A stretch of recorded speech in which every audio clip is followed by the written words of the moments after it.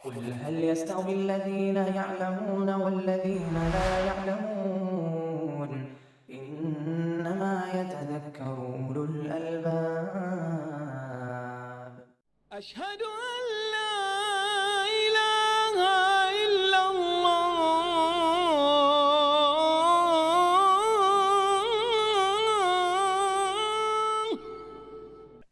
الحمد لله رب العالمين، والصلاة والسلام على أشرف الأنبياء والمرسلين سيدنا ونبينا وإمامنا محمد وعلى آله وأصحابه أجمعين، أما بعد، فباب صلاة العيدين، عیدین کی نماز کا بیان۔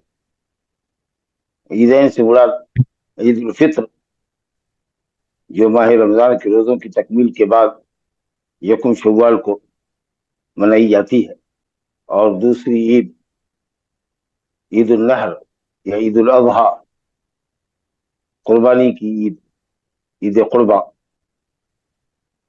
جو 10 ذی الحجہ کو ادا کی جاتی ہے۔ اسلام میں یہی دو عیدیں ہماری سالانہ عیدیں ہیں، اور ایک عید ہماری ہفتہ واری عید ہے، وہ ہے جمعہ۔ اس کے علاوہ اسلام میں کوئی چوتھی، پانچویں، چھٹی، اس طرح کی کوئی عیدیں نہیں، بس ایک ہفتے کی عید ہے جمعہ، جس کو اللہ تعالیٰ نے مسلمانوں کے لیے صلاۃ الجمعہ کو صلاۃ عید بنایا ہے، وہ ہفتے کی عید ہے۔ اور سالانہ العید الحولی، سالانہ عیدیں دو ہیں، عید الفطر اور عید الاضحیٰ۔ لوگوں نے اپنے طور پر بہت ساری عیدیں بنا لی ہیں۔ شرعی عیدوں کے علاوہ جتنی عیدیں ہیں یقیناً وہ لوگوں کی خود ساختہ ہے۔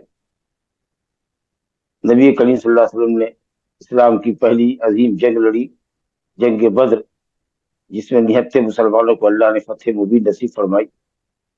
آپ نے اس موقع پر کبھی جشن نہیں منایا، کبھی اس کی سالانہ یاد نہیں منائی۔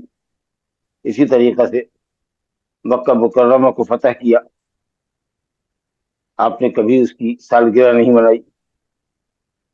اللہ نے آپ کو شب معراج نصیب کیا، شب معراج میں اللہ تعالیٰ سے قربت حاصل ہوئی، ہم کلامی کا شرف حاصل ہوا، 5 وقتہ نماز کا تحفہ ملا، سورہ بقرہ کی آخری 2 آیات لے کر اترے، امت کے لیے، اہل توحید کے لیے بخشش کی بشارت لے کر آئے، لیکن آپ نے اس رات کی کبھی یاد نہیں منائی، اور اسی طریقہ سے آپ نے اپنی پیدائش کی یاد نہیں منائی۔ لیکن یہ سب عیدیں دنیا میں چل پڑی ہیں اس قدر کہ اصل عیدوں سے بھی زیادہ ان کی اہمیت ہوتی ہے، جبکہ نبی کریم صلی اللہ علیہ وسلم نے 23 سالہ نبوت کی زندگی میں کبھی اپنی عید نہیں منائی، اپنی پیدائش کا دن نہیں منایا۔ خلافت راشدہ کے 30 سال گزرے، اس میں کسی نے نہیں منایا۔ صحابہ، تابعین، تبع تابعین، اتباع تابعین کا دور گزرا، کسی نے بھی عید میلاد النبی نہیں منائی، یہاں تک کہ 4 صدی ہجری میں مصر میں جب شیعوں کی حکومت ہوئی، عبیدیوں کی حکومت ہوئی جو اپنے کو فاطمیہ کہتے تھے، تو انہوں نے یہ عید گھڑی نبی صلی اللہ علیہ وسلم کی، حضرت علی و فاطمہ کی، حسنین رضی اللہ عنہما کی، اور ایک خلیفہ وقت کی۔ بہرحال ان عیدوں میں، خود ساختہ عیدوں میں کفریہ شرکیہ نعرے بلند کیے جاتے ہیں۔ اگر ان سب خرافات سے، شرکیہ بدیہ نعروں سے پاک ہو، اختلاط مرد و زن سے پاک ہو، پھر بھی ان موقعوں پر واضح بیان کا کوئی جلسہ منعقد کرنا اور اس دن کو بطور یادگار منانا، یہ اسلام میں بدعت ہے اور تشبہ بالنصارى ہے، اور ایسا عمل مردود ہے۔ من عمل عملا لیس علیہ امرنا فہو رد۔ جو عمل شریعت سے ثابت نہ ہو، اگر اس کو دین اور ثواب کا کام سمجھ کے کیا جائے اور اس پر دلیل نہ ہو تو وہ عمل مردود ہے، بدعت ہے۔ اس لیے باب قائم کیا مؤلف نے، صاحب عمدۃ الاحکام امام عبد الغنی نے، باب صلاۃ العیدین، عیدین کی نماز کا باب۔ اب یہ جو عیدین ہے ہماری سالانہ عیدیں، یہ اسلام کا عظیم شعار ہے، مسلمانوں کی جہاں الفت اور وحدت، اجتماعیت کا جیتا جاگتا نمونہ ہے، وہیں مسلمانوں کی عزت اور اس کے غلبہ اور روب کا بھی اظہار ہے، شان و شوکت کا بھی اظہار ہے۔ تمام مرد و خواتین صاف ستھرے اچھے لباس میں، نئے لباس میں ملبوس نکلتے ہیں، اللہ کی بڑائی بیان کرتے ہوئے، ایک راستے سے جاتے ہیں دوسرے راستے سے آتے ہیں۔ بڑا خوشنما منظر ہوتا ہے، اسلام کی شان و شوکت نمایاں ہوتی ہے، اور اغیار کے اوپر ایک روب سا طاری ہوتا ہے مسلمانوں کا۔ تو اسلام کے شاعر میں سے، اسلام کی علامتوں میں سے، دین اسلام کی واضح علامتوں میں سے ایک علامت ہے۔ اب اس کے شرعی حکم میں اختلاف ہے کہ عید کی نماز کا شرعی حکم کیا ہے۔ تو کچھ علماء نے کہا کہ یہ فرض کفایہ ہے، یعنی کچھ لوگ اگر پڑھ لیں تو سب سے فرض ثابت ہو جائے۔ یہ امام محمد رحمۃ اللہ علیہ کے یہاں مشہور قول ہے۔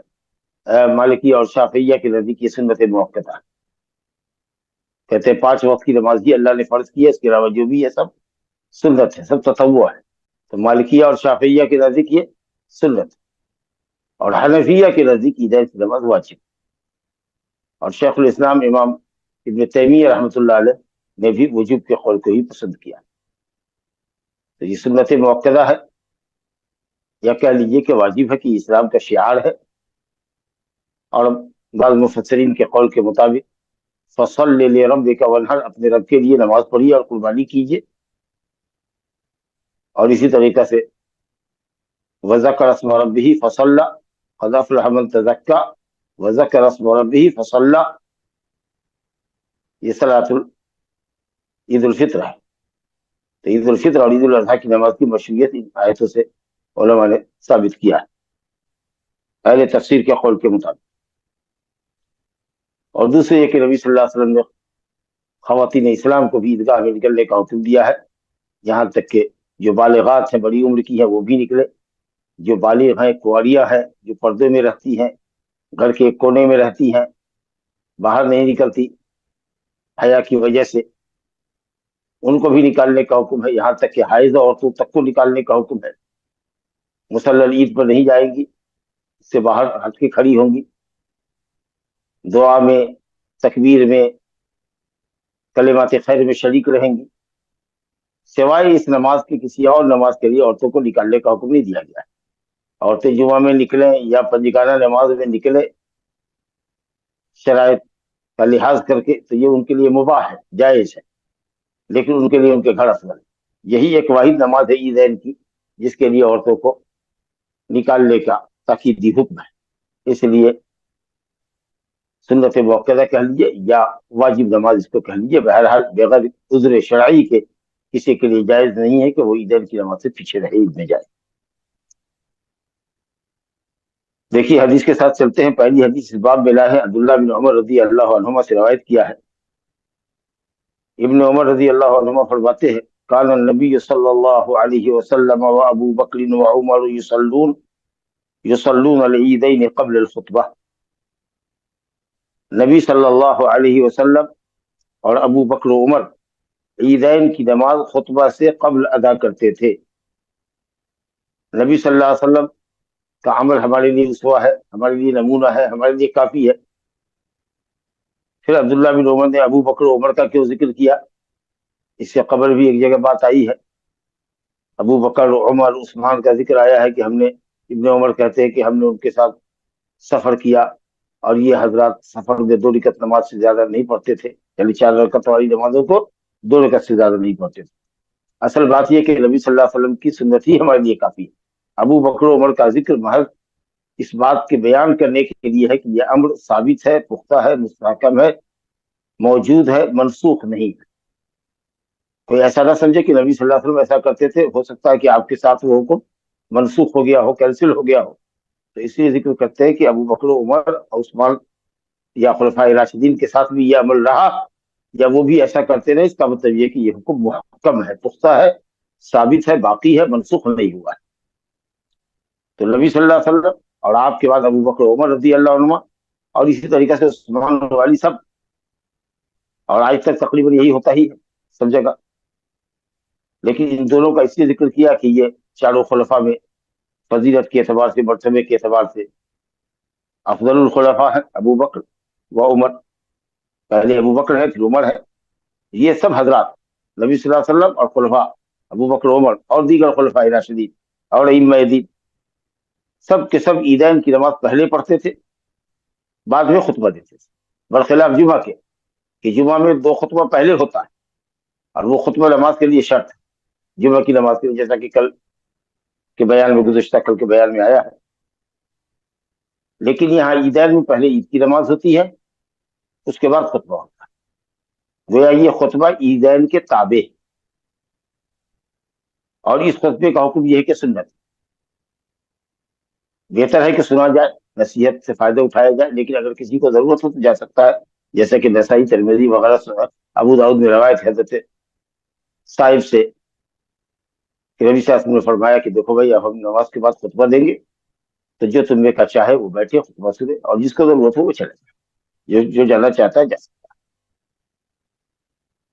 تو عید کا خطبہ سننا سنت ہے، جبکہ جمعہ کا خطبہ جمعہ کے لیے شرط ہے. تو نبی صلی اللہ علیہ وسلم عیدین کی نماز پہلے پڑھتے تھے خطبہ سے قبل. اگر کسی نے غلطی سے خطبہ پہلے دے دیا اور عیدین کی نماز بعد میں پڑھی، بعد میں ادا کی، تو پھر عیدین کی نماز کے بعد اس کو خطبہ دہرانا پڑے.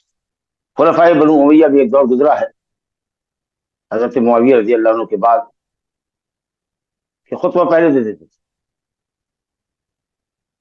حضرت ابی سعید خدری نے بھی ٹوکا، حضرت عمار بن یاسر نے بھی ٹوکا مروان کو، کہتے تھے کہ لوگ ہمارا خطبہ نہیں سنتے، اگر نماز کے بعد خطبہ دیں گے تو لوگ متفرق ہو جاتے، کیونکہ کچھ الجلول بھی خطبے میں بولا کرتے تھے، سخت کلامی کیا کرتے تھے، تو اسی لیے لوگ متنفر تھے.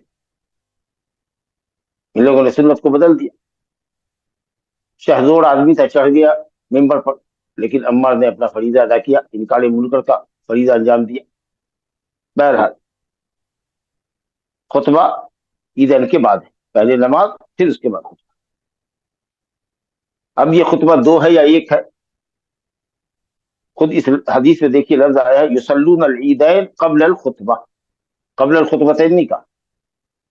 اس کا مطلب یہ ہے کہ اصل یہ ہے کہ عید میں ایک ہی خطبہ ہے، اس کے اندر مردوں کو بھی خطاب کرے اور کچھ اس کا حصہ، خطبے کا کچھ حصہ عورتوں کے لیے بھی خاص ہے. لاؤڈ اسپیکر کا زمانہ ہے، ایک جگہ سے خطیب خطبہ دیتا ہے، پورے مصلی العید میں آواز گونجتی ہے جاتی ہے. نبی صلی اللہ علیہ وسلم کے زمانے میں یہ سہولت نہیں تھی، تو آپ نے مردوں کو خطاب کیا اور پھر وہاں سے چل کر کے عورتوں کے قریب آئے اور پھر آپ نے ان سے خطاب کیا، لیکن ایک ہی خطبہ دیا ہے. جو لوگ بلکہ کہہ لیجیے ائمہ اربعہ کے نزدیک عیدین کا 2 خطبہ ہے، اور یہ جمعہ کے اوپر قیاس کرتے ہیں. صلاۃ الاستسقاء میں 2 خطبہ ہے، جمعہ کے اوپر قیاس، حالانکہ عبادت کے باب میں قیاس نہیں چلتا. اور جو روایتیں 2 خطبے کے سلسلے میں آئی ہے ابن ماجہ وغیرہ میں حضرت جابر رضی اللہ عنہ سے، وہ حدیث کمزور ہے. اسماعیل بن مسلم نام کا راوی اس میں کمزور ہے. تو اس لیے صحیح قول یہ ہے دلیل کی روشنی میں کہ عیدین کا ایک ہی خطبہ ہے. نماز کیسے عیدین کی پڑھی جائے گی اس کا ذکر تو نہیں ہے بخاری مسلم کی حدیث میں، وہ سنن کے اندر ہے. اور صحیح ترین طریقہ یہ ہے کہ پہلی رکعت میں تکبیر تحریمہ کے ساتھ ساتھ تکبیرات ہیں، 7 فی الاولی و 5 فی الثانیہ، حضرت عائشہ رضی اللہ عنہ کی روایت، ابن عباس رضی اللہ عنہ سے روایت، 7 فی الاولی و 5 فی الثانیہ، تکبیر تحریمہ اور اس کے بعد 6 زائد تکبیرات. پھر سورہ فاتحہ پڑھیں، اس کے بعد سورہ پڑھیں، سورہ الاعلی یا سورہ قاف، اس کے بعد رکوع کریں، پھر سجدہ کریں. سجدے کے قیام کی تکبیر کے ساتھ اٹھنے کے ساتھ، سجدے سے اٹھنے کے لیے دوسری رکعت کے یہ تکبیر کہتے ہیں. اس کے علاوہ جب سیدھے کھڑے ہو جائے تو 5 تکبیرات، پہلے کیا ہے قبل القراءت، اور اس کے بعد قرأت شروع کریں. سورہ فاتحہ پڑھیں، اس کے بعد سورت میں سورہ الغاشیہ یا سورہ القمر، اور اس کے بعد پھر رکوع کریں، قیام کریں، سجدہ کریں، تحیات درود دعا کے بعد دائیں بائیں سلام پھیریں. یہ سب سے بہتر طریقہ ہے. شوافی کے نزدیک یہ ہے کہ ساتھ تکبیر تحریمہ کے علاوہ 7 تکبیرات، لیکن بہتر ہے کہ 7 فی الاولی، تکبیر تحریمہ کے ساتھ ملا کے 7 لا الہ الا اللہ. اور حنفیہ کے نزدیک تکبیرات جنازہ، تکبیر تحریمہ کو چھوڑ کر کے 3 تکبیرات، یا تکبیر تحریمہ کے ساتھ 4 تکبیر. اور دوسری رکعت کے اندر بھی قرأت کے بعد، یہاں تو قرأت سے پہلے پہلی رکعت میں 4 تکبیرات تکبیر تحریمہ لے کر، اور دوسری رکعت میں تکبیر قرات کے بعد رکوع میں جانے سے پہلے 3 تکبیر کہے اور چوتھی تکبیر رکوع کی ہو۔ یہ حدیث ہے جو سند ضعیف ہے، اس باب میں تو روایت ضعیف ہے، لیکن جو 7 اور 5 والی روایت ہے وہ اصح الشیء فی الباب، اس باب میں سب سے زیادہ معتبر روایت قابل اعتبار یہ 7 اور 5 والی، اور دونوں ہی رکعتوں کے اندر تکبیرات زوائد قرات سے پہلے۔ دوسری حدیث دیکھیں، عن البراء بن عازب رضی اللہ عنہ قال خطبنا النبي صلى الله عليه وسلم يوم الأضحى بعد الصلاة قال من صلى صلاتنا ونسك نسكنا فقد أصاب النسك ومن نسك قبل الصلاة فلا نسك له فقال أبو بردة بن نيار قال البراء بن عازب يا رسول الله إني نسكت شأتي قبل الصلاة وعرفت أن اليوم يوم أكل وشرب وأحببت أن تكون شاتي أول ما يذبح في بيتي فذبحت شاتي وتغديت قبل أن آتي الصلاة قال شاتك شات اللحم قال يا رسول الله فإن عندنا عناقا هي أحب إلينا من شاتين أفتجزي عني قال نعم ولن تجزي عن أحد بعدك یا ولن تجزي عن أحد بعدك۔ اس حدیث کا مفہوم یہ ہے کہ قربانی نماز عید کے بعد ہونی چاہیے، عید قربا، عید الاضحیٰ کی نماز ادا کر لینے کے بعد ہونی چاہیے قربانی۔ اگر کسی شخص نے نماز پڑھنے سے پہلے قربانی کر لی، جس مصلی میں وہ نماز پڑھتا ہے اس سے پہلے اگر اس نے اپنی نماز عید کی ادا کرنے سے پہلے قربانی کر لی تو اس کی قربانی نہیں ہوگی۔ ترتیب یہی ہے کہ پہلی نماز عید قربا ہو، نماز ہو، دو رکعت نماز اسی طریقے پر جو ابھی بتایا گیا 7 اور 5 تکبیرات کے ساتھ، اور پھر اس کے بعد خطبہ ہو، ایک خطبہ اور اس کے بعد ذبح۔ لیکن اگر کوئی خطبہ میں شریک نہیں ہوتا ہے، نماز امام کے پیچھے پڑھ کے آتا ہے اور اپنے بکرے کو ذبح کر دیتا ہے، الحمدللہ اس کی قربانی صحیح، کیونکہ خطبہ سننا مسنون۔ اب حدیث دیکھیے، براء ابن عازب رضی اللہ عنہ فرماتے ہیں خطبنا النبی صلی اللہ علیہ وسلم، نبی صلی اللہ علیہ وسلم نے ہمیں خطبہ دیا، یعنی خطیب کی حیثیت سے آپ کھڑے ہوئے عید الاضحیٰ کے دن، قربانی کے دن نماز کے بعد آپ خطبے میں کے لیے کھڑے ہوئے، بعد السلام، نماز کے بعد عید الاضحیٰ کے دن خطبے کے لیے آپ کھڑے ہوئے۔ اس کو عید الاضحیٰ، عید النحر کو عید الاضحیٰ کیوں کہتے ہیں؟ کیونکہ نماز عید کے بعد خطبے کے بعد جب ہم قربانی کرتے ہیں تو اس وقت ناشتے کا وقت ہو چکا ہوتا ہے، 7:30 8 بج رہا ہوتا ہے، جو چاشت کا وقت، اس لیے اس کو عید الاضحیٰ کہتے ہیں۔ کچھ لوگ عید الضحیٰ کہتے ہیں، ضحیٰ نہیں، عید الاضحیٰ یا عید النحر۔ تو خطبنا النبی صلی اللہ علیہ وسلم یوم الاضحیٰ، اضحیٰ کے دن، قربانی کے دن نبی صلی اللہ علیہ وسلم نے نماز کے بعد ہمیں خطبہ دی، یا خطبہ نماز کے بعد ہو، پہلے دن۔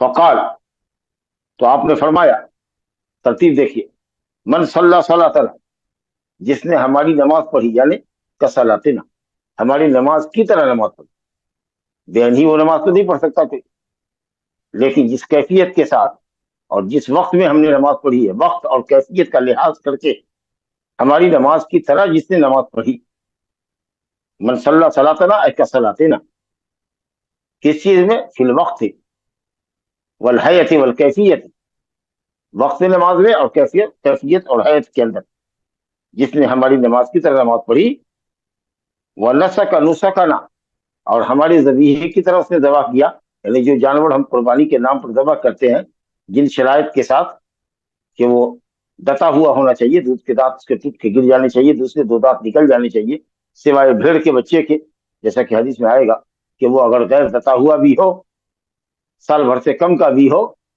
صحت مند ہو، تو بھیڑ اور دمبا جائز ہے بغیر دتا ہوا، ایسے ہی جائز ہے جیسے دتا ہوا جانور دوسرے جانوروں کا۔ تو جس نے ہماری قربانی کی طرح قربانی، جن جانوروں کی قربانی مصنوع ہے، ثمانیت ازواج جو ہے، چوپائے، جو 4 چوپائے ہیں پالتو، اونٹ، گائے اور بکری، بکرا اور میڈھا کا مذکر اور مؤنث، بکری کا مذکر مؤنث، گائے کا مذکر مؤنث، گائے بیل، اور اونٹ اور اونٹ، یہ 8 قسم کے جانور۔ تو جس نے ہماری نماز کی طرح نماز پڑھی اور جس نے ہماری قربانی کی طرح قربانی کی، فقد اصاب النسک، تو اس نے قربانی کو صحیح صحیح طریقے پر ادا کیا، یعنی اس کی قربانی صحیح ہوئی۔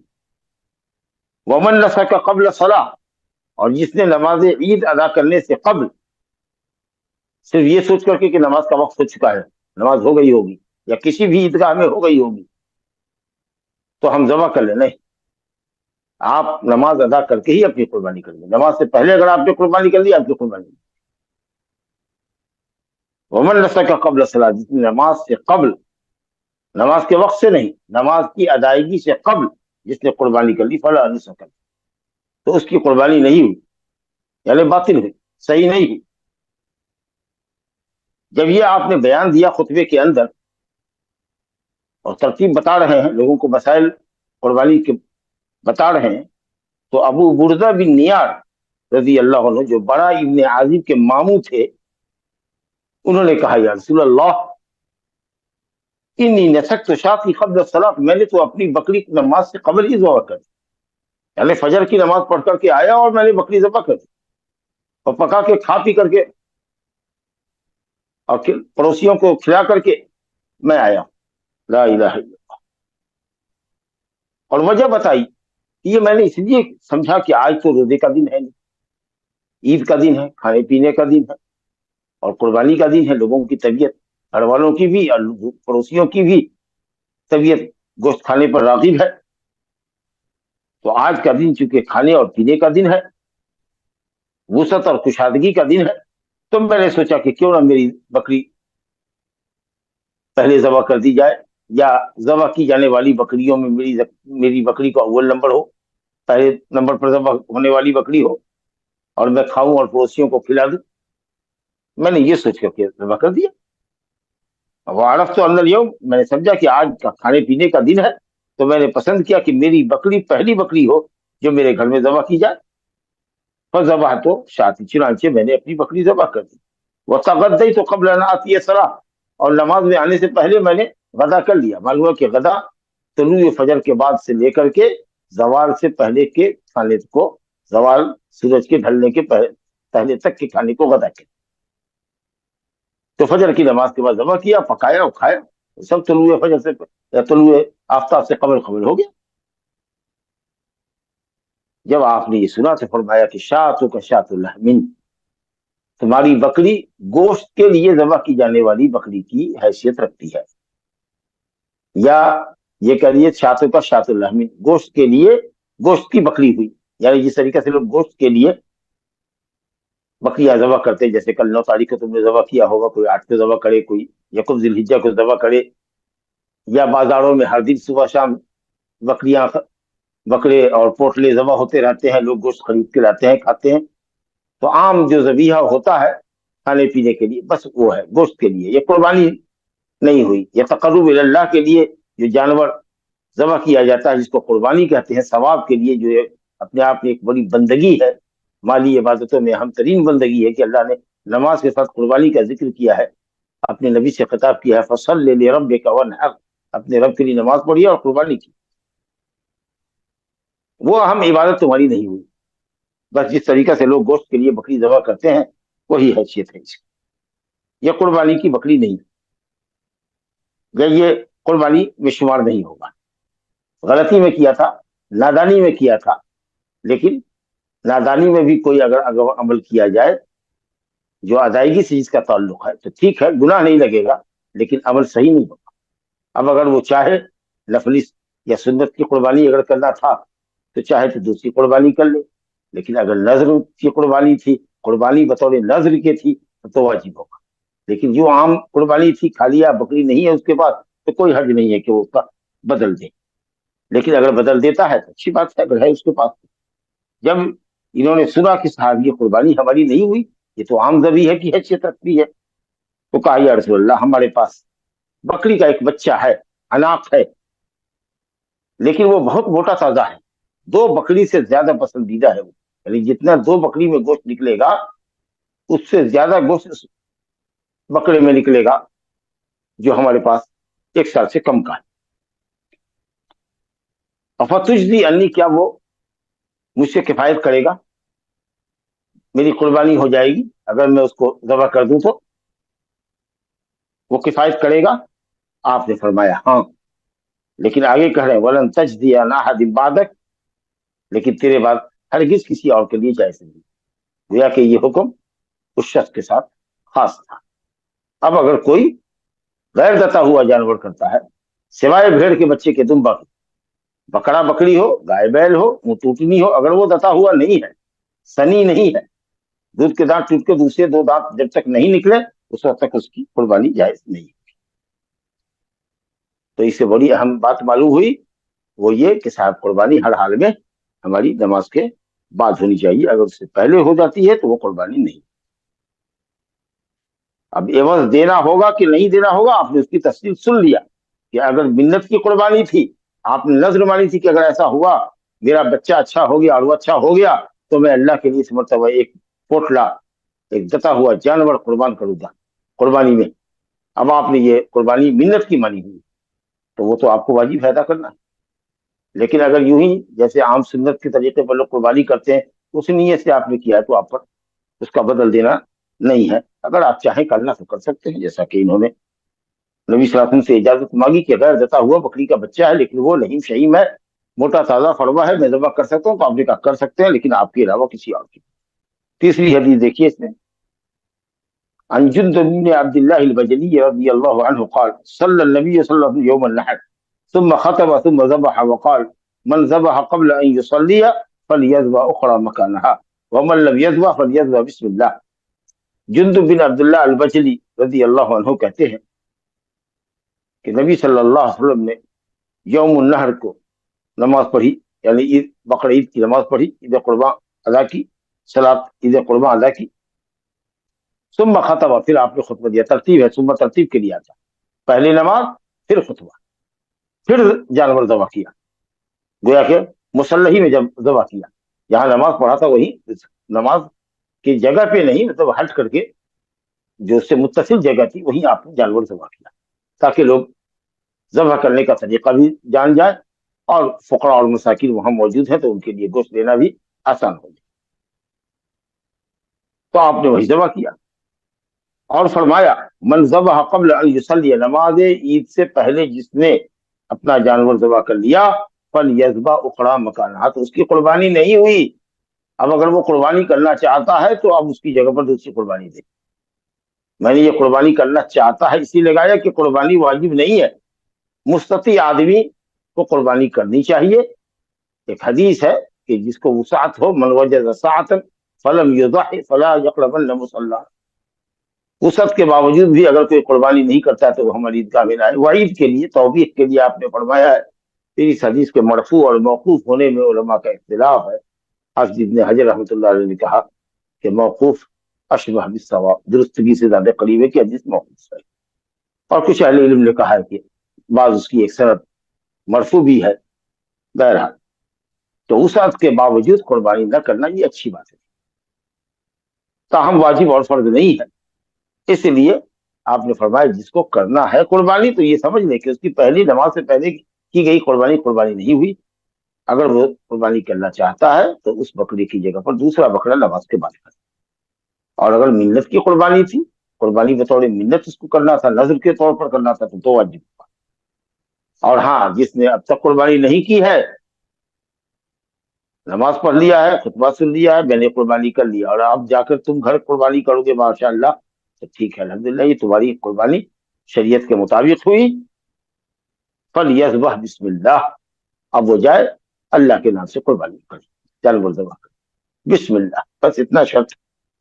ولا تأکلوا مما لم یذکر اسم اللہ، اللہ بسم اللہ ضروری، یہ نہ بھولیں۔ بعض اہل علم نے کہا ہے کہ اگر بسم اللہ جان بوجھ کے کیا، بھول کے بھی اگر وہ بھول گیا، بسم اللہ بھول کر کے بھی اس نے چھوڑ دیا تو قربانی نہیں ہوئی۔ سال بھر کی عبادت سے کہاں دماغ ہے آپ کا کہ آپ کو بسم اللہ بھی یاد نہیں؟ اس لیے کچھ اور دعا پڑھیں نہ پڑھیں وہ سب مستحبات میں، لیکن بسم اللہ شرط جانور کے ذبح کرنے کے لیے اور ذبیحہ کے صحیح ہونے کے لیے اللہ کا نام لینا ہے۔ واللہ اکبر جو اس میں لگاتے ہیں یہ بھی مستحب ہے، بسم اللہ واللہ اکبر، یا بسم اللہ اللہ اکبر، بسم اللہ کمپلسری۔ اب اگر کوئی بسم اللہ الرحمن الرحیم پورا کہہ دے تو بھی صحیح ہے، چلے گا، لیکن بہرحال نبی صلی اللہ علیہ وسلم کی سنت سے آپ سے ثابت نہیں ہے کہ آپ نے بسم اللہ الرحمن الرحیم کہا ہے، صرف بسم اللہ پر اکتفا کریں، بسم اللہ اور چھری چڑھا۔ تو جس نے ذبح نہیں کیا وہ بسم اللہ کہے، اور جس نے نماز سے پہلے قربانی کر لی ہے وہ اپنی قربانی کا اعادہ کرے۔ معلوم یہ ہوا کہ آدمی کتنا ہی اخلاص میں ڈوب کر کے عمل کرے، لیکن وہ سنت کے خلاف اگر کرتا ہے تو اس کی عبادت قبول نہیں ہوگی۔ عبادت کی قبولیت کے لیے دو بنیادی شرط کہ عمل ہمارا اللہ کی رضا اور خوشنودی کے لیے ہونا چاہیے، تقرب اللہ کے لیے ہونا چاہیے، اور دوسری شرط یہ ہے کہ سنت رسول کے مطابق ہونی چاہیے۔ ابو بردہ بن نیاز نے جو قربانی کی تھی، ظاہر ہے کہ انہوں نے بسم اللہ کیا۔ قربانی کا جو مقصد ہے کہ خود کھاؤ، اپنے پڑوسیوں کو بھی کھلاؤ، وہ بھی کر کے وہ آئے تھے، پھر بھی ان کی قربانی نہیں ہوئی، کیوں؟ اس لیے کہ نبی صلی اللہ علیہ وسلم کے طریقے سے ہٹ کے کیا۔ طریقہ نبوی یہ تھا کہ نماز کے بعد قربانی کی جاتی، انہوں نے نماز سے پہلے قربانی۔ تو عمل میں چاہے جتنا اخلاص ہے، لیکن اگر اتباع سنت نہیں ہے، نبی صلی اللہ علیہ وسلم کی سنت کی پیروی نہیں ہے، تو عمل مردود ہے۔ یہ دونوں شرطیں ہونی چاہیے۔ تو چلیے، یہ قربانی کے تعلق سے باتیں آئی کہ قربانی عید قربان کی نماز گورانا کے بعد ہونی چاہیے ہر حال میں۔ چوتھی حدیث اس باب میں حضرت جابر رضی اللہ عنہ کی ہے۔ نبی صلی اللہ علیہ وسلم نے نماز پڑھا ہے اور خطبہ دیا ہے، اور خطبے میں آپ نے لوگوں کو واضح بیان کیا ہے خطبے میں کیا کہنا چاہیے۔ عیدین کے خطیب کو موقع مناسبت سے تقریر خطاب کرنا چاہیے، مسائل بیان کرنے چاہیے، قربانی کے مسائل بیان کرنے چاہیے، عورتوں کو نصیحت کرنی چاہیے اللہ کے تقویٰ کی، شہادت کی، اطاعت کی۔ دیکھیے حدیث دیکھیے، جابر بن عبداللہ رضی اللہ عنہ سے روایت سے فرماتے ہیں، شہدت مع النبی صلی اللہ علیہ وسلم یوم العید، میں نبی صلی اللہ علیہ وسلم کے ساتھ عید کے دن نماز میں حاضر ہوا۔ اب وہ عید بھی رہی ہوگی، یا جس کو ہم بقر عید کہتے ہیں، عید اضحیٰ، دونوں میں سے کوئی ایک ہی رہی ہوگی۔ فبدأ بالصلاة قبل الخطبہ، نبی صلی اللہ علیہ وسلم نے نماز پہلے پڑھی، خطبہ بعد میں۔ خطبہ سے قبل آپ نے نماز سے آغاز کیا، آپ نے نماز سے آغاز کیا، خطبہ بعد میں دیا۔ نماز جو آپ نے عید کی پڑھی بلا اذان ولا اقامت، بغیر اذان و اقامت کی، یعنی عید کی نماز کے لیے اذان نہیں دی جائے گی اور نہیں اقامت کہی جائے گی، اور نہ یہ کہا جائے گا الصلاۃ جامعہ، الصلاۃ جامعہ، نماز لوگوں کو جمع کرنے والی ہے۔ یہ نبی صلی اللہ علیہ وسلم نے صلاۃ الکسوف کے موقع پر اعلان کروایا، ایک ٹائم دے دیا گیا ہے۔ اگر مصلی العید سے یہ اعلان کیا جائے 7 وقت کا وقت مقرر ہے، اس کے بعد کسی کا انتظار نہیں کیا جائے گا، جو لوگ راستے میں ہیں وہ جلد جلد عیدگاہ پہنچے انشاءاللہ کو، لیکن اذان اور اقامت نہیں ہوگی، اور نہیں یہ کہا جائے گا کہ نماز لوگوں کو جمع کرنے والی الصلاۃ جامعۃ، یہ بھی نہیں کہا۔ جب آپ صلی اللہ علیہ وسلم نے نماز ادا کر لی بلا اذان بلا اقامت کی، اب اس کے بعد آپ اٹھے، کھڑے ہوئے خطبہ دینے کے۔ خطبہ کہتے ہیں کھڑے ہو کر دینے، بیٹھ کر کے آدمی جب خطبہ دیتا ہے تو وہ بات نہیں ہوتی ہے جتنی حماست، جتنی شجاعت، جتنا ولولہ کھڑے ہوتے ہوتا ہے، اور دور تک لوگ خطیب کو دیکھتا، نگاہیں ٹکراتی ہیں، تو خطیب کے خطبے کو غور سے آدمی سنتا ہے، اس کی طرف توجہ کرتا ہے۔ تو آپ کھڑے ہوئے متوکل علی بلال، بلال کے کندھے پر آپ نے ہاتھ رکھا۔ تو آدمی کے اوپر اپنا دوست ہو، اپنا خادم ہو، خوشی محسوس کرے کہ صاحب کوئی بغل میں آ جائے، اس کے کندھے پر ٹیک لگا کر کھڑے ہو کر کے بیان دے۔ تو آپ نے بلال کے کندھے پر ٹیک لگا کر خطبہ شروع کیا، وَأَمَرَ بِتَقْوَى اللَّهِ عَزَّ وَجَلَّ۔ یہ سب سے بڑی جامع وصیت ہے کہ خطبے میں لوگوں کو اللہ کا تقوی اختیار کرنے کی تلقین کرنی۔ اللہ کا تقوی کیا ہے؟ اوامر کی بجا آوری، اس کے حکموں کی بجا آوری، اور اس کی منع کردہ چیزوں سے باز رہنا۔ یہی دو چیزیں ہیں جن کو ہم اللہ تعالیٰ کے عذاب سے ڈھال بنا سکتے، وقایت ڈھال بنا سکتے۔ تو لوگوں کو اللہ کا تقوی اختیار کرنے کی تلقین کیا، وحث علی طاعته، اور اللہ سبحانہ تعالیٰ کی اطاعت و فرما برداری کا حکم کیا، اس پر ابھارا۔ ووعظ الناس وذکرہم، لوگوں کو آپ نے واعظ کیا، تذکیر کیا، واعظ و بیان، واعظ کے اندر ترغیب، جس سے دل نرم، ترغیب اور ترہیب فرمائی، نیکیوں کا ثواب بیان کیا، جنت کا ذکر کیا، گناہوں کی سنگینی بتائی، गुनाह के अंजाम में वक्त का जिक्र किया, लोगों को तज़कीर की, नसीहत की, ताकि उनका दिल पिघले, उनका दिल नर्म हो अल्लाह के लिए। और फिर बयान करने के साथ आप आगे बढ़े, यहाँ तक कि औरतों के दरमियान आए, औरतों के पास आए, औरतों की जहां से सफ लगी हुई थी वहां आप ठहरे आए, क्योंकि आपको अंदाजा था कि आपकी आवाज शायद वहां तक नहीं जा रही है, तो इसलिए आप तशरीफ लाए, औरतों के पास आए। तो वाज़ा उनको भी आपने वाज फरमाया, तरगीब व तरहीब उनके साथ भी की, वज़क्करहुन्ना उनको भी नसीहत किया। और नसीहत में खास बात आपने ये फरमाई, या माशर निसा, ए औरतों की जमात, यानी औरतों को मजमूई एतबार से खिताब करते, और जो बातें कही जा रही है वो जिनसे निसा के लिए कही जा रही है, ऐसा नहीं कि तमाम तरह औरतों का यही हाल है। आपने फरमाया, ए औरतों की जमात, तसद्दक़न, तुम औरतें सदका करो। क्यों? वजह बताई, फ़इन्न कुल्ला अक्सर हतमी जहन्नम, क्योंकि तुम्हारी अक्सरियत को हमने जहन्नम का ईंधन पाया, यानी औरतों की अक्सरियत जहन्नम में। मैंने जहन्नम में देखा है कि औरतों की अक्सरियत जहन्नम में, हतम कहते हैं ईंधन। जहन्नम का ईंधन इंसान हो, जिन्नात हो और पत्थर। वक़ूदुहुन्नास वल हिजाब, जहन्नम का ईंधन जिसे जहन्नम सुलगाई जाएगी, इंसान होंगे और पत्थर होंगे, जिसे जहन्नम की आग बहुत गर्म होगी। कहा तुम्हारी अक्सरियत को हमने जहन्नम का ईंधन पाया। औरतों के हल्के से एक औरत उठी और उसने वजह दरिया, फ़क़ामत इम्राअतुन मिन सितअतिन निसा, एक औरत, एक खातून उठी औरतों के बीच से, औरतों की सफ से, दरमियान से, सफ़ा अल खद्दैन, जिसके दोनों खद के ऊपर, गाल के ऊपर काला धब्बा था, काला निशान था।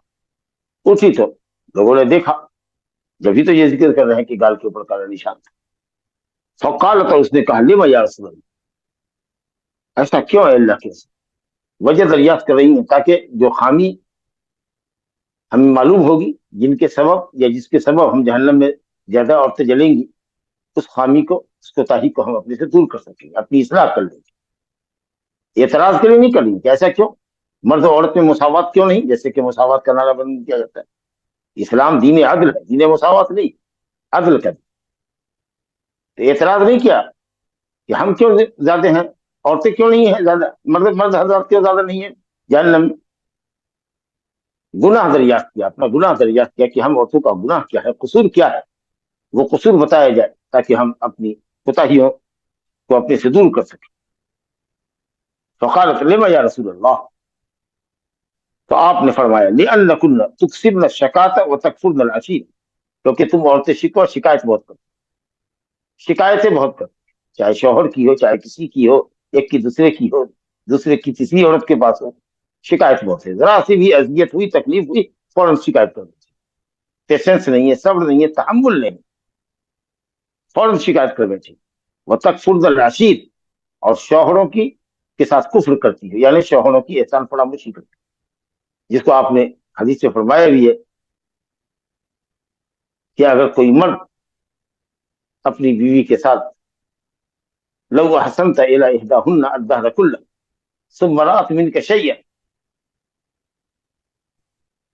फतक़ूल मा रअयत मिनका खैरन क़त्त, औ कमा क़ाल सल्लल्लाहु अलैहि वसल्लम, कि जिंदगी भर उसके साथ एहसान करो, हर जरूरत, हर ख्वाहिश, हर मुतालबा उसका पूरा करो, लेकिन अगर कभी कोई मुतालबा तुमने पूरा नहीं किया या तुमसे पूरा नहीं हो सका, तो वो ये कहेगी कि मैंने तुमसे कभी कोई भलाई देखी, तुमसे कभी कोई भलाई हमको पहुंची। पूरी जिंदगी के एहसानात के ऊपर पानी फेर देती। यह आम औरतों की आदत है। बहुत सी औरतें हो सकती हैं जो साबिरा हो, शाकिरा हो, मर्द की शिकायत नहीं करती हो, अपने घर की शिकायत दूसरों के पास नहीं करती हो, लेकिन आम आदतों की आदत बयान कर रहे हैं, औरतों की आम आदत है। बहुत सारी औरतें इससे मुस्तस्ना भी होंगी, बहुत सारे मर्द भी ऐसे होते हैं जो लोगों की एहसानात को फरामोश करते। एक गलती अगर देखी तो उसके अयूब को बयान करना शुरू किया, जिंदगी भर जो उसने एहसान किया है उसको भूल गए। ऐसे बाद मर्द भी होते हैं, लेकिन औरतों के अंदर ये शिकवा शिकायत करने की और नाशुक्री की और एहसान फरामोशी की आदत ज्यादा होती है। लेकिन बाद औरतें अल्हम्दुलिल्लाह ऐसी मुस्तस्ना होती है जो साहिब दीन, साहिब तकवा होती है। तो आपने कहा कि भाई सदका करो, इसका मतलब है कि सदका करने से जहन्नम की आग ठंडी होगी। اتقوا النار ولو بشق تمرہ، جہنم کے عذاب سے بچے چاہے ایک آدھی کھجور صدقہ کر کے کیوں نہ۔ الصدقہ تطفئ غضب الرب، اللہ کے غصے کو صدقہ ٹھنڈا کرتا ہے جیسا کہ آگ کو پانی ٹھنڈا کرتا ہے۔ فجعلن یتصدقن من حلیہن، اب عورتیں اپنے زیورات سے صدقہ کرنے لگی۔ یلقین فی ثوب بلال، حضرت بلال اپنا کپڑا پھیلائے ہوئے تھے، اس کپڑے میں عورتیں ڈال رہی تھی، ان کے ہاتھ کان تک جا رہے تھے، حلق تک جا رہے تھے، کان سے بالیاں نکال رہی تھی، ہاتھ سے انگوٹھی نکال رہی تھی، گلے سے چین نکال رہی تھی، اور وہ انہوں نے ڈالنا اس میں شروع کیا۔ تو عورتیں اپنا مال، اگر عاقلہ ہو، رشیدہ ہو، عقل مند عورت ہے، اپنا بھلا برا سمجھ رہی ہے، تو اپنا مال وہ بغیر شوہر کی اجازت کے خرچ کر سکتی ہے۔ تو اس لیے کہ نبی صلی اللہ علیہ وسلم کے حکم پر عمل کرنا تھا کہ آپ نے کہا کہ تصدقنا، اور تو صدقہ کرو، تو اس حکم کی بجاوری میں کیا۔ دوسرے یہ ہے کہ شاید وہ اپنے مال کی مالک ہے، اور وہ بھی ثواب حاصل کرنے کی اور ثواب پانے کی اپنے لیے نہیں، اپنے آپ کو مستحق سمجھتی جتنا ہم مرد اپنے آپ کو مستحق سمجھتے ہیں۔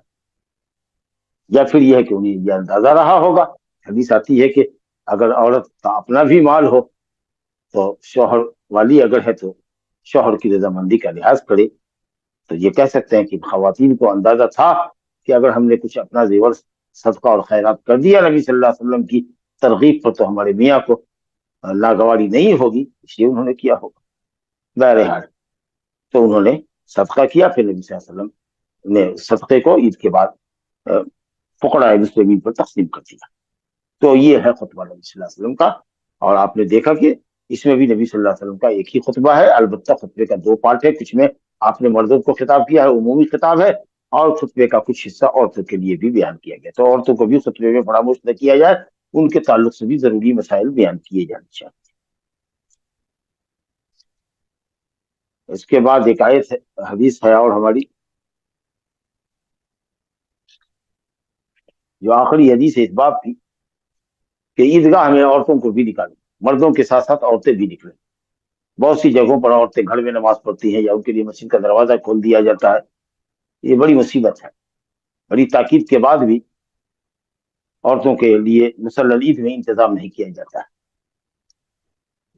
خاص کر کے ایسی جگہوں پر جہاں فراوانی کے ساتھ جگہ مل سکتی ہے، دیہاتوں کے اندر، وہاں بھی بہت سے دیہاتوں سے خبر آتی ہے کہ ساتھ عورتوں کے لیے مصلی العید میں کوئی جگہ نہیں، کیا عورتیں گھروں میں نماز پڑھ سکتی ہیں با جماعت یا منفرد؟ بڑا مسئلہ ہے۔ ام عطیہ، جن کا نام تھا نصیبہ الانصاریہ رضی اللہ عنہ، بہت مشہور صحابیہ، یہ صحابہ کی ازواج عورتوں کو غسل دلایا کرتی تھی۔ انتقال کے بعد غسل جو دلایا جاتا ہے، میت کی تفصیل، عورتوں کو غسل دلانے میں انہیں مہارت حاصل تھی۔ تو ام عطیہ انصاریہ رضی اللہ عنہ کہتی ہیں کہ امرنا، ہمیں حکم دیا، تعنی النبی صلی اللہ علیہ وسلم، وہ مراد لے رہی ہیں کس کو؟ نبی صلی اللہ علیہ وسلم، یعنی ہمیں حکم دیا کس نے؟ نبی صلی اللہ علیہ وسلم، یعنی امرنا النبی صلی اللہ علیہ وسلم، نبی صلی اللہ علیہ وسلم نے ہم کو حکم دیا، ان نخرج فی العیدین العواتق وذوات الخدور وامر الحیض ان یعتزلن مصلی المسلمین، ہمیں حکم دیا کہ ہم عیدین کی نماز میں نکالے عواتق کو، عاتقہ کی جگہ، عاتقہ کہتے ہیں بالغہ، اور ذوات الخدور خدر میں رہنے والی، اپنے پردے میں رہنے والی، یعنی ابکار، باکرہ، جوان لڑکی جو باہر نکلنے سے شرماتی، حجاب اور حیا ان کے اوپر بہت زیادہ ہوتا ہے۔ تو باکرات کو جو پردے میں رہتی ہیں، گھر کے بھی اندر ایک گھر ہوتا ہے اس میں رہتی ہیں، حالانکہ آج بالکل الٹا ہے، ادھیر عمر کی عورتیں، بوڑھی عورتیں برقع لگاتی ہیں، جوان لڑکیاں ایسی ہماری کھل کے چلتی ہیں۔ عورتیں یہ باکرہ بالغات گھروں میں رہتی تھی، گھروں کے اندر بھی ایک حصے کو گھیر کے رہتی، باپ بھائی کے سامنے تک نہیں آتی تھی، یہ حال تھا۔ اور آج حال یہ ہے کہ بازاروں میں، سڑکوں میں دیکھیے تو مردوں سے زیادہ آپ کو عورتیں نظر آئیں گی، اور سب ٹین ایجر یا ٹین ایجر جس کو کہیں گے، تو اس عمر کی عورتیں کثرت سے نکلتی ہیں وغیرہ۔ تو کہتے ہیں ذوات الخدور، خدر میں رہنے والی، اپنے پردوں میں رہنے والی اور لڑکیوں کو بھی، بالغات باقرات کو بھی نکالو، جو کبھی نہیں نکلتے ان کو عید میں نکالو۔ یہی وہ نماز ہے جس کے لیے بالغات کو، باقرات کو، حتیٰ کہ کہا کہ عمر الحیض، حائض کی جگہ اس کو بھی حکم دیا کہ ان کو بھی نکالو، البتہ مصلی المسلمین سے وہ الگ کرنی ہوگی، اسی سے بعض اہل علم نے دلیل استنباط کیا، استدلال کیا ہے، خاص کر حنابلہ نے، کہ مصلی عید کا حکم مسجد کا حکم، اس لیے وہ اس میں نہیں داخل ہو سکتے، جیسے مسجد میں حائضہ نہیں جا سکتے۔ اور اسی بنیاد پر بعض محققین علماء نے کہا ہے کہ عیدگاہ میں اگر آدمی جائے گا تو چونکہ اس کا حکم مسجد کا ہے، لہذا بیٹھنے سے پہلے وہاں تحیۃ المسجد پڑھے، جبکہ دوسرے لوگ کہتے ہیں کہ نہیں، مسجد کا حکم نہیں ہے اس کا۔ اور نبی صلی اللہ علیہ وسلم یا صحابہ کرام سے ثابت نہیں ہے کہ عیدگاہ میں انہوں نے کوئی نماز عید سے پہلے پڑھی۔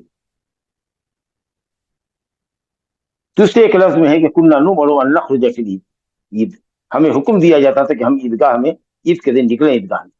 تو عید کے دن عیدگاہ میں مردوں کے پیچھے عورتوں کا نماز عید ادا کرنا یہ مسنون ہے یا واجب ہے، ان پر بھی اگر واجب کا حکم لگائے تو ان پر بھی واجب کہ وہ نکلیں۔ اب ہمارا ان کو یہ اجازت دینا کہ آپ ان کے لیے محلے کی مسجد کا تالا کھلوا دیجیے، یہ بالکل سیاسی کہ مسجد آپ ان کے لیے کھلواتے ہیں، آپ کے لیے حکم ہے باہر جانے کا، ان کو آپ مسجد دے رہے ہیں، پھر تو احساس ہی نہیں رہے گا آپ کو کہ صاحب ہم کو مصلی عید میں اپنی عورتوں کا بھی انتظام کرنا ہے، سنت نبی پر عمل کرنا ہے، اپنی عورتوں کو اپنے ساتھ لے جانا ہے۔ تو اسی لیے اہل علم کی ایک جماعت نے، محققین علماء کی ایک جماعت نے کہا ہے کہ اگر نہیں جاتی ہیں تو عید کی نماز نہیں پڑھ سکتی، جب پڑھیں گی تو مردوں کے پیچھے میں پڑھیں گے، ادروائز نہیں پڑھیں گے۔ دوسرے لوگوں نے کہا، اور انشاءاللہ یہی راجح ہے، کہ اگر وہ نہیں جاتی ہیں یا کسی وجہ سے مردوں کے پیچھے نہیں جا پا رہی ہیں، انتظامات نہیں ہیں، انتظامات کرنے چاہیے مردوں کو، جب تک انتظام نہیں ہوتا ہے وہ گھروں کے اندر جماعت سے یا انفرادی طور پر عید کے طریقے کے مطابق وہ نماز پڑھ لیں گے۔ اسی طریقے سے کچھ بیمار لوگ ہیں، مفلوج لوگ ہیں جو نہیں جا سکتے ہیں، اگر ان کو پاک کرا دیا جائے، مصلی پر بٹھا دیا جائے تو عید کے طریقے کے مطابق وہ نماز کر لیں، کیونکہ نبی صلی اللہ علیہ وسلم فرمایا ھذا عیدنا اہل الاسلام، جو مسلمان جہاں کہیں بھی ہو معذور ہو تو وہ اپنی معذوری کے ساتھ گھر میں ادا کر لے گا، اگر کوئی نہیں جا رہی ہے تو بہتر ہے کہ وہ عید کی نماز کر لے۔ حضرت انس بن مالک رضی اللہ عنہ جب ان کی عید کی نماز چھوٹ جاتی تھی عیدگاہ میں جماعت سے، تو اپنے بال بچوں کے ساتھ، خادم خدام کے ساتھ، اپنے ایک آزاد کردہ غلام غالباً ابن ابی عتبہ کے پیچھے نماز عید ادا کیا کرتے تھے، مقامی زاویہ میں جو عراق میں تھا، شہر سے 2 فرسخ دوری پر، 6 میل کی دوری پر تھا۔ تو صحیح یہ ہے کہ انشاءاللہ ادا کر سکتی ہے گھر کے اندر۔ حتی نخرج البکر من قدرها، کہتی ہیں کہ ہمیں حکم دیا جاتا تھا کہ ہم عید کی نماز کے لیے نکلے، حتی نخرج البکر من قدرها، یہاں تک کہ ہم نکالیں باکرات کو، باکرہ لڑکیوں کو نکالیں من قدرها، ان کے پردوں سے، حتی نخرج الحیض، حائضہ عورتوں کو نکالیں، فیکبرن بتکبیرہن، یہ تمام خواتین جائیں مسلمانوں کی تکبیر کے ساتھ تکبیر کہیں، ان کی تکبیروں کو سن کر کے یہ بھی تکبیر کہیں، وَيَدْعُونَ، دعا کرے، اس طریقے سے بڑے حضرات دعا کرتے ہیں، جس طریقے سے وہ پکارتے ہیں اس طریقے سے یہ بھی پکارے، اور اس دن کی برکت اور اس کی طہارت اور پاکیزگی سے اور خیر کثیر سے مستفید ہوں، اللہ تعالیٰ سے خیر کی توقع رکھے، اس دن کی برکت سے بہرہ ور ہوں، خیر میں وہ بھی شریک ہوں۔ معلوم ہوا کہ حیض ذکر اور دعا، تسبیح اور تحلیل سے مانے نہیں، حتیٰ کہ قرآن مجید پڑھنے سے بھی مانے نہیں۔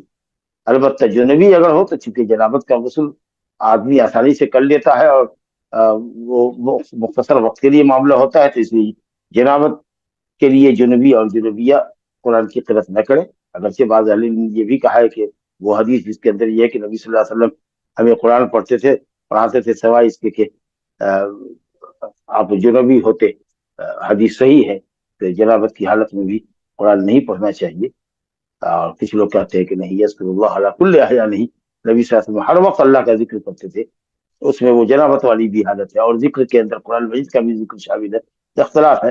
لیکن چلیے تھوڑا وقفہ، تھوڑی دیر کا تو معاملہ ہے، جنابت کے بعد 10 منٹ آدھے گھنٹے کے اندر آدمی غسل کر لیتا ہے، لیکن چونکہ حیض کی ایک مدت ہوتی ہے، 7 دن 10 دن تک حیض پرولونگ ہو سکتا ہے، تو اس لیے حائضہ قرآن بھی پڑھ سکتی ہے، صرف یہ ہے کہ وہ مسجد میں داخل نہیں ہو سکتی۔ تو عورتوں کو تاکید ہے کہ مصلی عید پہ لے جائیں، جہاں خود نماز پڑھتے ہو وہاں عورتیں جائیں، اور ایک مسجد میں جب ایک مرتبہ جماعت ہو گئی تو امام ممبر تقریر مسجد میں ہو تو ممبر استعمال کر سکتا ہے، کوئی حرج نہیں ہے، البتہ میدان میں ہو، صحرا میں ہو تو ممبر نہیں لے جانا چاہیے، تو خطبہ دے۔ اب اس کے بعد ہوا پھر ایک دوسری جماعت اسی مسجد میں قائم کر رہے ہیں، یا خطیب کو روک دیا گیا کہ ایک جماعت اور ہو جائے اس کے بعد خطبہ دیجیے، اس طرح کا بھی عمل ثابت نہیں ہے، جماعت ختم ہو گئی تو ہو گئی، اب جا کے دوسری مسجد میں دیکھیے یا دوسرے کسی فیلڈ میں دیکھیے، اگر نماز عید نہیں ہوئی ہے تو وہاں پڑھیے، اور نہیں تو اپنے گھر کو لوٹیے، وہاں جا کر کے آپ نماز. لیکن دوسری جماعت مسجد میں دوبارہ عید کے قائم کرنا، یا جمعہ کی نماز ایک ہو چکی ہے پھر آپ آدھے گھنٹے کے بعد اسی مسجد میں دوبارہ جمعہ کا اہتمام کرتے ہیں، جیسا کہ کل کے بیان میں بھی آیا تھا، یہ سنت کے خلاف. هذا وباللہ التوفیق، صلی اللہ علیہ نبینا محمد وآلہ وصحبہ اجمعین. جزاک اللہ خیر شیخ. وإياكم. شیخ ایکسٹرا تکبیر میں ہاتھوں کو اٹھانا ہے اور ہاتھ باندھنا ہے یا چھوڑنا ہے؟ مسئلے میں اختلاف ہے، نبی صلی اللہ علیہ وسلم کے عمل سے تو ثابت نہیں ہے، بعض صحابہ کے آثار سے ثابت ہے، تو اس لیے تکبیرات زوائد کے اندر ہاتھ اٹھا بھی سکتے ہیں اور ہاتھ بندھا ہوا بھی رکھ سکتے ہیں. اللہ اکبر تکبیر تحریمہ کر لیا، ہاتھ باندھ لیا، اس کے بعد اللہ اکبر اللہ اکبر 6 مرتبہ کا، یا ہر مرتبہ چاہیں تو ہاتھ اٹھا کے باندھ لیں، پھر ہاتھ اٹھا کے باندھ. لیکن مرفوع حدیث نہیں، نبی صلی اللہ علیہ وسلم کے قول و فعل سے ثابت. ایک فیملی کے لیے ایک بکرا یا 2 بکرے مستحب ہے؟ جی، ایک بکرا بھی پوری ایک فیملی کے لیے ہو جائے گا. اگر فیملی کا مطلب کہ ایک چولہا ہے، ایک ہی جگہ سب کا کھانا بنتا ہے، گو کے چاروں بھائی کما رہے ہیں، والد کو کمائی دے رہے ہیں، تو ایک بکرا بھی پوری فیملی کی طرف سے ہو جائے گا. نبی صلی اللہ علیہ وسلم ایک ہی بکرا تو اپنی فیملی کی طرف سے کرتے تھے. اللہم تقبل من محمد و آل محمد، 9 بیویاں، بیٹی، خاندان کے لوگ سب داخل تھے. دوسرا بکرا کرتے تو کہتے اللہ محمد کی طرف سے اور محمد کی اس امتی کی طرف سے جس نے قربانی نہیں کی، اس میں بھی لاکھوں لوگ تھے. چلیے، حضرت ابو ایوب انصاری رضی اللہ عنہ کہتے ہیں کہ ایک بکرا ایک اہل بیت کی طرف سے، ایک گھر والے کی طرف سے کافی ہوتا ہے، چاہے گھر میں 100 آدمی ہی کیوں نہ، اور اللہ نے اگر وسعت دی ہے تو آپ ایک سے زیادہ بھی کر سکتے. بر صغیر میں لوگ تکبیر تحریمہ کے بعد 7 زائد تکبیر کہتے ہیں، ایسا تو یہ 8 زائد تکبیر ہو گئے ہیں. ہاں، تو حدیث میں ہے سب فی الاولیٰ، یہ نہیں ہے کہ سوا تکبیرۃ الاحرام، بعض روایت میں آیا ہے لیکن وہ اضافہ ہے راوی کا.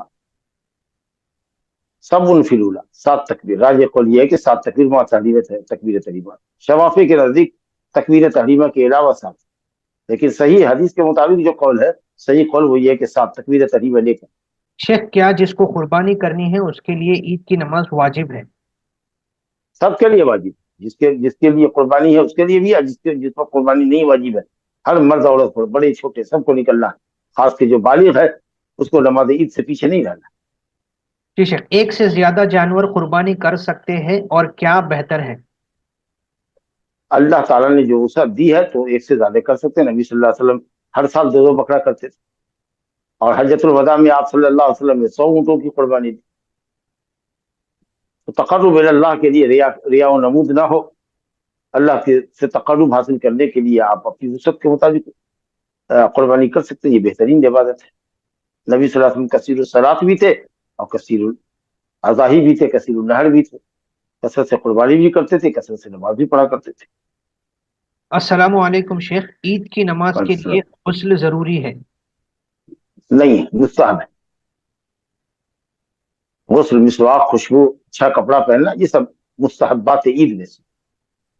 سال کی عید ہے، اچھا کپڑا پہن کے جانا چاہیے، خوشبو لگا کے جانا چاہیے مردوں کو. عورتوں کے لیے حرام، اور عورتیں ہر حال میں برقع پہن کر جائیں، کیونکہ اسی عتیہ کی روایت میں کہ یا رسول اللہ اگر کسی عورت کے پاس جلباب نہ ہو، بڑی چادر نہ ہو جس کو وہ لپیٹ کے جائے، عبا نہ ہو، تو کہا لتلبسھا وقتھا من جلبابھا، اس کی کوئی بہن یا اپنی بہن یا کوئی دینی بہن اس کو اپنے جلباب میں، اپنی چادر میں لپیٹ کر لے جائے. ضروری ہے کہ عورت پردہ کر کے جائے، پورے طریقے سے ڈھک کے، ڈھیلا لباس پہن کر کے اور عبایا ڈال کر کے جائے. خوشبو لگا کر ہرگز نہ نکلے، زرق برق لباس پہن کر کے نہ نکلے. محمد انظر بھائی، آپ یہ جواب شیخ نے درس میں دے چکے ہیں، تو آپ ایک بار واپس سے درس دیکھ لیں انشاءاللہ. شیخ کچھ 1-2 سوال یوٹیوب پر ایسے ہیں جو ٹاپک سے ہٹ کے ہے، شیخ کیا لے سکتے ہیں شیخ کو؟ لیجیے. اگر نماز کے بعد کچھ بھولنے کی وجہ سے پھر مسجد میں داخل ہونا پڑے تو 2 رکعت پڑھنا پڑے گا؟ نہیں، اگر جلدی داخل ہوئے واپس ہوئے ہیں تو نہیں پڑھنا پڑے گا. کچھ بھول گئے نماز تو پھر اس کو دوہرانے کے لیے پلٹے ہیں تو اس کے لیے وہاں تحیت المسجد نہیں ہے، کیونکہ ہم کو چھوٹی ہوئی نماز کو پہلے مکمل کرنا ہے نا. کیونکہ اگر فاصلہ طویل ہو جائے گا تو پھر ہم کو نماز دوہرائے پوری نماز پلٹانی پڑے گی. جہاں جگہ کی تنگی کی وجہ عید کی نماز 2-3 جماعت میں ہوتی ہے، کیا ایسی جگہ پڑھنے سے پیچھے ہٹنا ہے؟ हाँ, पीछे हटना चाहिए।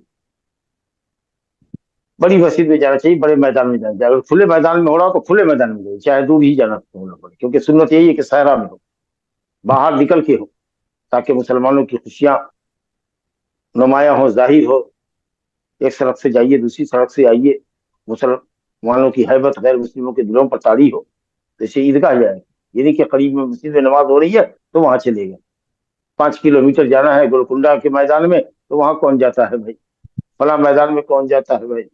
चलो यहीं पढ़ लेते हैं। नहीं, नबी सल्लल्लाहु अलैहि वसल्लम ने एक ही मरतबा मस्जिद में नमाज पढ़ी है, जब बारिश हो रही थी, वरना आप हमेशा सहरा में निकलते थे। बिला उज़्र तो मस्जिद में पढ़ना भी नहीं चाहिए, मगर यह है कि जगह ना हो, कहीं मैदान खाली ना हो, मजबूरी हो, मस्जिद कुशादा हो, तो चलो भाई ठीक है, बस एक जमात हो जानी चाहिए, उसके बाद दूसरी जमात मस्जिद में नहीं। जिनकी छूट गई वो अपना जाए घर में नमाज ये। क्या एक फैमिली से बाप बेटे पैसे कंट्रीब्यूट करके कुर्बानी दे सकते हैं? हाँ, लेकिन वो मालिकाना इख्तियार किसी एक ही का हो, दोनों मालिक नहीं हो। बेटा अपने बाप को पैसा दे दे, मालिक बना दे, और बाप को ये चाहिए कि वो अपने साथ बीवी और तमाम बच्चे को शरीक करे। कई लोग मिल करके भी दे दें, लेकिन गार्जियन के हाथ में पैसा दे, मिल्कियत उसकी हो, सवाब में सब शरीक हो। वो घर का गार्जियन कहे अल्लाह मेरी तरफ से और मेरे पूरे अहलो अयाल की तरफ से, सवाब में सब शरीक हो जाए। आ, नमाज जनाजा में तकबीर पर रफ़ा देन करना है क्या? हजरत अब्दुल्ला बिन उमर रजी अल्लाह अन्हु से साबित है, इमाम बुखारी ने जिक्र किया कि वो तकबीरात जनाजा में रफुल यदैन किया करते थे, नबी सल्लल्लाहु अलैहि वसल्लम से साबित नहीं। मसला जनाजे के बाद में आएगा, उसके बाद जो आएगा एक दो मसला है, और उसके बाद इंशाल्लाह जनाजा ही का बाब। इसे जो मसाइल अभी आने हैं, हम लोग पूरा कोर्स पढ़ रहे हैं, इसलिए उनको रहने दीजिए। ज़कात के मसाइल, सौम के मसाइल, हज के मसाइल, खरीदो फरोख्त के मसाइल, वसीयत के मसाइल, तरके के मसाइल, इन सबको अपनी जगह पर के लिए रहने दीजिए। शेख, औरत का चेहरे का निशान कैसे मालूम चला? चेहरे के पर्दे का नहीं, या? हाँ, चेहरे का पर्दा तो है, हो सकता है कि हिजाब से पहले का मामला रहा हो, या हो सकता है कि साहब लोगों ने कहा कि उम्र दराज औरत रही हो जिसमें दिलचस्पी न हो, या हो सकता है कि साहब उस काले निशान की वजह से लोगों की रग़बत न रही हो, या हो सकता है कि जल्दी में वो उठी हो तो जो चेहरे का निकाब रहा होगा वो हट गया हो, और जो हजरत नबी सल्लल्लाहु अलैहि वसल्लम के साथ खड़े रहे होंगे, या उसने कहा होगा कि लेवा या रसूल अल्लाह, क्यों, तो उस पर लोग चौंके होंगे कि ये कौन औरत है जो पूछ रही है, तो लोगों की तवज्जो गई होगी। बहरहाल जो असल चीज है कि वो पर्दा है। लेकिन अब यहाँ कई एहतमाल हो सकता है कि जब उसने ये पूछा कि सुना कि औरतों की अक्सरियत जहन्नम में है, तो वो घबरा के उठी और उसने ये कहा कि साहब क्यों या रसूल अल्लाह, ऐसा क्यों है? तो कई सूरतें हो सकती हैं, इसलिए पर्दा है, चेहरे का पर्दा है, अजनबियों से पर्दा है, लेकिन आवाज औरत की पर्दा नहीं, जैसा कि खातून ने कहा ले मजा से, और आपने बताया उनको। बस ये है कि शीनी आवाज ना हो, नाजो खड़ाम की आवाज ना हो, लचकदार आवाज ना हो। या निसा नबी लसन का हदी मिन निसा इन तकैतुन फला तखज़अन बिल कौल, गुफ्तगू के अंदर लचक नहीं हो, ये जो लोगों को अपनी तरफ मायल करने वाली आवाज हो या अंदाज हो, ताकि कुछ लोग जो मरीज कल्ब होते हैं, जिनके दिल में शहवत का रोग होता है, वो औरतों की लचकदार आवाज की तरफ मायल हो जाते हैं और उसमें कुछ दिलचस्पी लेने लगते हैं। तो इसलिए आम आदत के मुताबिक एक औरत अजनबी औरत जो अजनबी मर्द से बात करती है नॉर्मली, उस तरीके से बात, तो ये नॉर्मल जो आवाज है औरतों की वो पर्दा नहीं। जी हाँ, इंशाल्लाह ये आखिरी सवाल है शेख आज का। ईद की नमाज जी में अगर रकात छूट जाए तो क्या एक्स्ट्रा तकबीरात भी अदा करना है? जी जी जी, उसी तरीका से जिस तरीके से अदा करते हैं। अगर आप दूसरी रिकत में मिले तो ये दूसरी आपकी पहली रिकत होगी। 5 तकबीर इमाम ने की है, 2 तकबीर आप और कर लीजिए, और उसके बाद इमाम के सलाम फेरने के बाद दूसरी रिकत कीजिए, उसमें 5 तकबीरात ज़वायद कीजिए। वबिल्लाहि तौफीक।